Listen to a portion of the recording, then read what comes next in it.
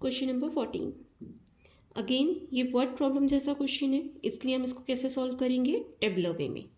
Table के columns कैसे decide होंगे, वैल्यू एडिड के फॉर्मूले के according, that is value of output minus intermediate consumption. तो हमारे कॉलम्स क्या क्या बनेंगे, फर्म का नेम, वैल्यू ऑफ आउटपुट उसका अमाउंट, इंटरमीडिएट कंजम्पशन उसका अमाउंट, और इन दोनों को माइनस करने से क्या मिलता है, वैल्यू एडिड, तो उसका एक कॉलम। ठीक, नेक्स्ट क्वेश्चन में क्या गिवन है उसके अकॉर्डिंग हम यहाँ पे डेटा पुटअप करेंगे। सबसे पहले हमको क्या दिया है, suppose firm A sold raw material to firm B for ₹1000 and to firm C for ₹600। A ने बी को गुड्स बेचे कितने के, 1000 के, और सी को कितने के बेचे, 600 के। अब क्योंकि ए ने बी को सेल किया है, मतलब बी ने क्या किया है, ए से परचेज। परचेजेस कहाँ जाता है, इंटरमीडिएट कंजम्पशन में। तो यहाँ बी के इंटरमीडिएट कंजम्पशन में आ गया परचेजेस फ्रॉम ए, और ये 1000 यहाँ कॉपी हो गया। सिमिलरली ए ने सी को भी गुड्स बेचे थे 600 के, मतलब सी ने क्या किया था, ए से परचेज, तो सी के इंटरमीडिएट कंजम्पशन में आ गया purchases from firm A 600। Now firm B sold its output partially to consumer for ₹800 and remaining were exported for 600।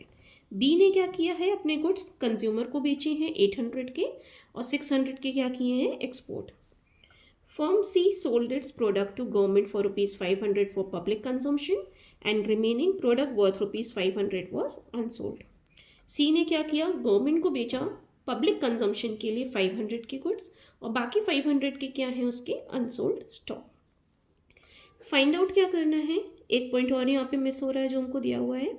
Assume करना है कि ए ने कोई भी रॉ मटेरियल परचेज नहीं किया, इसलिए यहाँ पे इंटरमीडिएट कंजम्पशन ए का हमने क्या कंसिडर किया है, 0। ना फाइंड करना है हमको सबसे पहले value added by firm A, firm B and firm C, total consumption expenditure निकालना है, और सेविंग एंड इन्वेस्टमेंट की वैल्यू निकालनी है। सबसे पहले बात करते हैं वैल्यू एडेड की। वैल्यू एडेड का फॉर्मूला क्या है, value of output minus intermediate consumption.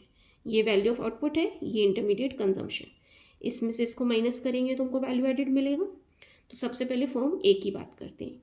ए का वैल्यू ऑफ आउटपुट कितना होगा, 1000 प्लस 600 दैट इज 1600, माइनस उसका इंटरमीडिएट कंजम्पशन कितना है, 0, उसका वैल्यू एडेड कितना हो गया, 1600। बी का वैल्यू ऑफ आउटपुट कितना होगा, 800 प्लस 600 दैट इज 1400, और उसका इंटरमीडिएट कंजम्पशन कितना है, 1000। Therefore 1400 minus 1000 is equal to 400।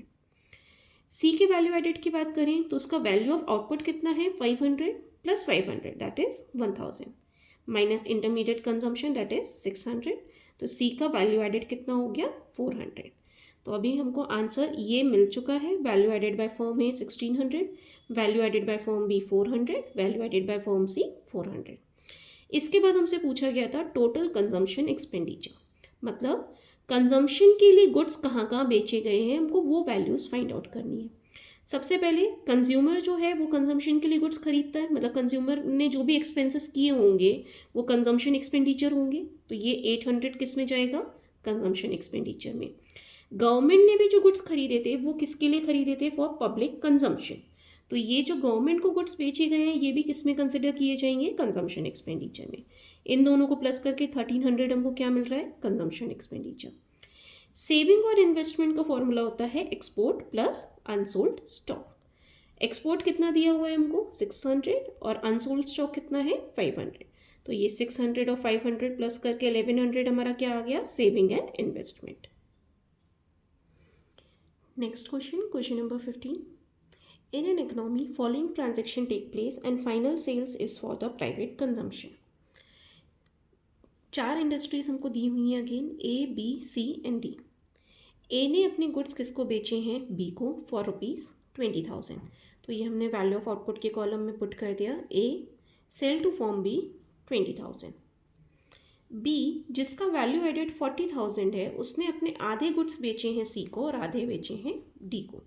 B का वैल्यू एडेड हमको ऑलरेडी क्वेश्चन में गिवन है, दैट इज़ 40,000, तो हमने ये बी के कॉलम में वैल्यू एडेड की वैल्यू पुट कर दी 40,000। अपार्ट फ्रॉम दैट इसके सेल्स की हमको वैल्यू नहीं दी गई है, सिर्फ ये बोला गया है कि उसने अपना आधा आउटपुट सी को बेचा और आधा डी को। क्योंकि वैल्यू नहीं दी हुई है इसलिए हमने अज्यूम किया हुआ है यहाँ पे कि बी का जो टोटल सेल्स है वो एक्स है, तो एक्स का आधा कितना होगा, x/2, तो x/2 उसने किसको बेचा, सी को, और x/2 डी को। तो ये हमने यहाँ पे वैल्यूज़ पुटअप कर दी, sell to firm C x/2, sell to firm D x/2।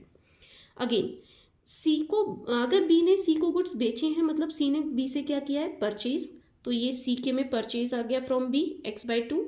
Similarly D के में भी आ गया purchase from B x/2। Next line में हमको दिया गया है यहाँ पे C sells all its output to D. C ने अपना पूरा आउटपुट किसको बेचा, डी को, लेकिन कितने का बेचा है ये क्लियर नहीं है, अमाउंट नहीं दिया हुआ है, इसलिए हमने अगेन यहाँ पे अज्यूम कर लिया एक दूसरा variable, sale to firm D, say for example Y. अब क्योंकि सी ने डी को बेचा है, मतलब डी ने सी से क्या किया है, परचेज, तो डी के में एक परचेज और जुड़ गया from C, that is Y. Now आगे एक हमको वैल्यू दी हुई है हुज वैल्यू एडेड इज 30,000। इस लाइन को एक बार फिर से पूरा पढ़ते हैं और क्लियर समझते हैं। C sells all its output to D whose value added is 30,000। C ने अपने पूरे आउटपुट किसको बेचे, डी को, जिसका वैल्यू एडेड कितना था, 30,000। मतलब ये 30,000 हमको किसका वैल्यू एडेड दिया हुआ है, डी का। तो ये हमने 30,000 यहाँ पे वैल्यू एडेड के कॉलम में डी के सामने पुटअप कर दिया 30,000। D sales all its output to final product for ₹1,30,000। डी क्या कर रहा है, सीधे सीधे सेल कर रहा है पूरे अपने प्रोडक्ट कितने के लिए, 1,30,000 के लिए। तो डी के में ये सेल्स आ गया 1,30,000।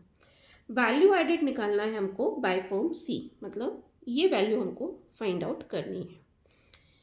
ये सेक्शन हम ऑलरेडी डिस्कस कर चुके हैं, आगे कैलकुलेशन की बात करते हैं हम।